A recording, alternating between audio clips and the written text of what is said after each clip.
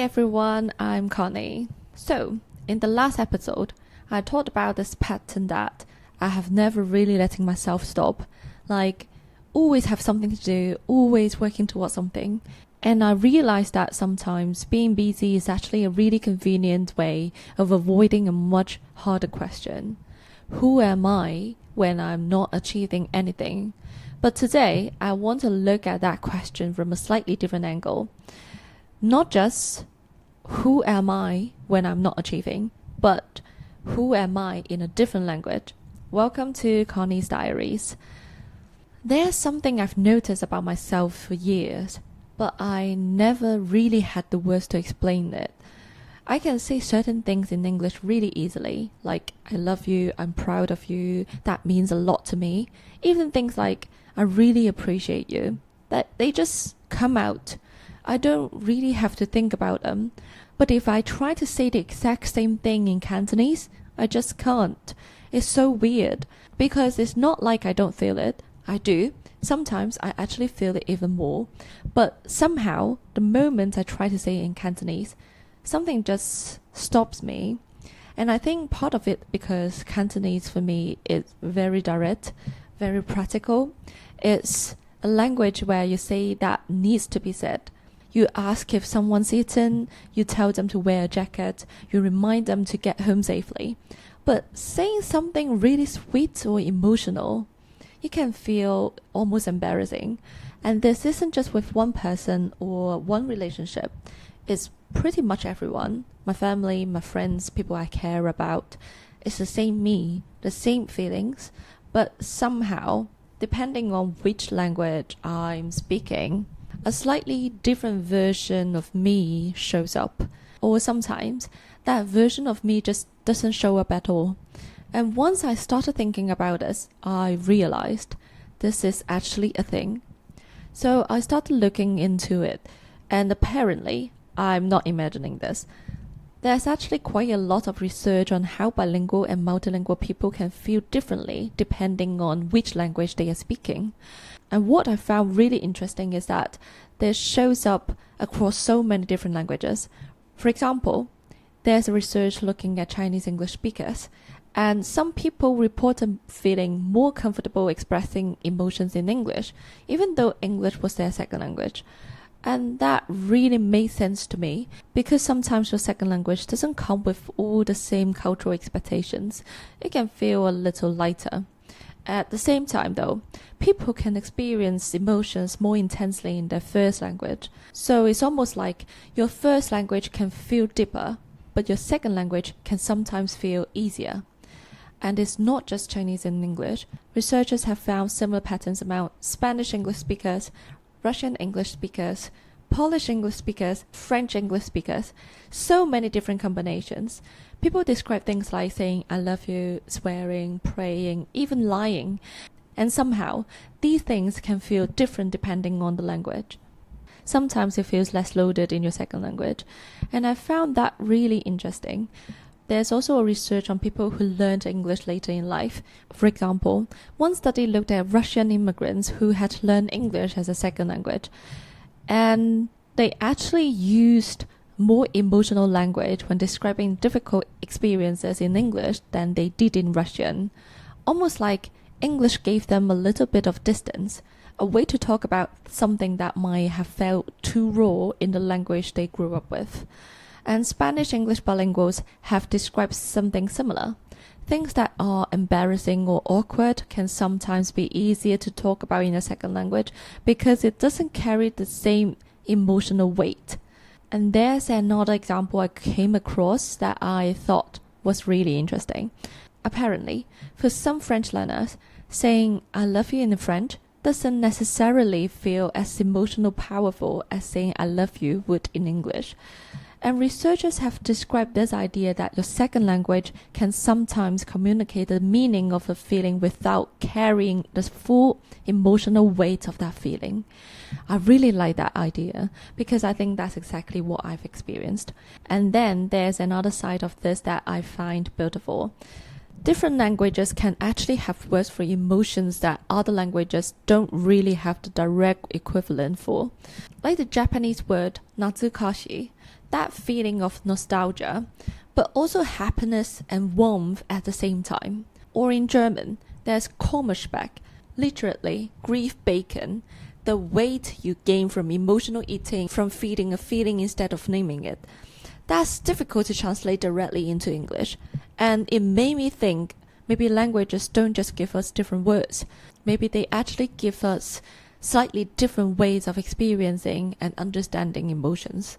So when I feel like I become a slightly different person when I switch between English and Cantonese, I'm not broken, I'm not being fake. Apparently, this is something bilingual and multilingual people experience all over the world. There's even a term for part of this, emotional distance. Basically, speaking in a language that isn't your native language can create a little bit of distance between you and all the social rules and emotional associations attached to your first language. And that distance can sometimes make it easier to say things you normally wouldn't say. And honestly, I find that quite comforting, because maybe that distance isn't a problem. Maybe it's actually a kind of freedom. Once I understood that, a lot of my own life suddenly started making sense, because growing up, Cantonese wasn't just the language I spoke. It came with the whole way of relating to people. And at least in my experience, love wasn't really something you said. It was something you did. You made sure someone had eaten. You told them to bring a jacket. You picked them up. You worked hard so that your family didn't have to worry. That was how you showed someone you cared.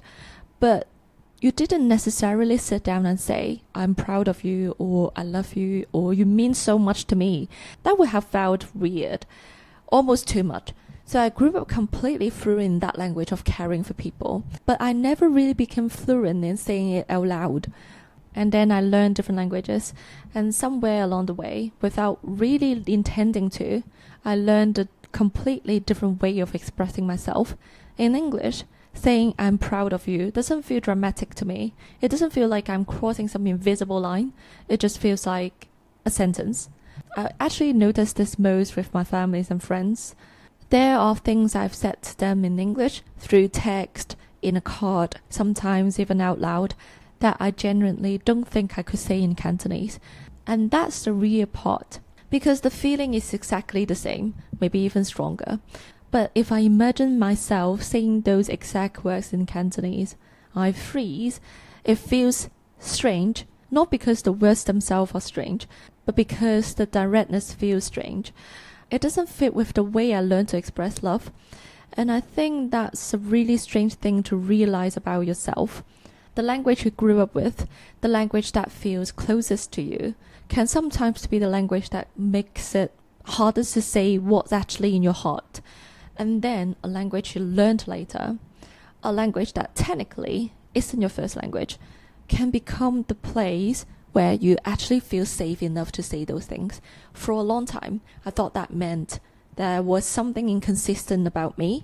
I thought maybe my English self was somehow more emotional, or maybe I was pretending to be warmer in English than I really was.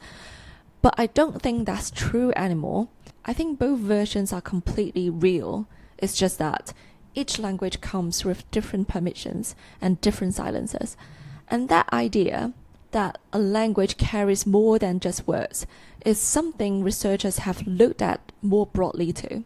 Your first language often comes with all the social and cultural rules you grew up with. Things like how much emotion you are supposed to show, how modest you are supposed to be, what you are allowed to say to your parents, what you are allowed to say to your friends, what feels appropriate, what feels embarrassing, what feels like too much. But your second language, especially if you learned it later in a completely different environment, doesn't necessarily carry all of those rules. So sometimes it almost becomes like an exemption, a little space where you are allowed to say things that your first language taught you not to say. And researchers have found versions of this across all kinds of different language combinations. Spanish and English, French and German, Arabic and English. It doesn't seem to be about one particular language. It's more about the relationship between the language you grew up with and the language you learn later. And honestly, I found that really comforting because it means this isn't some personal failure of mine.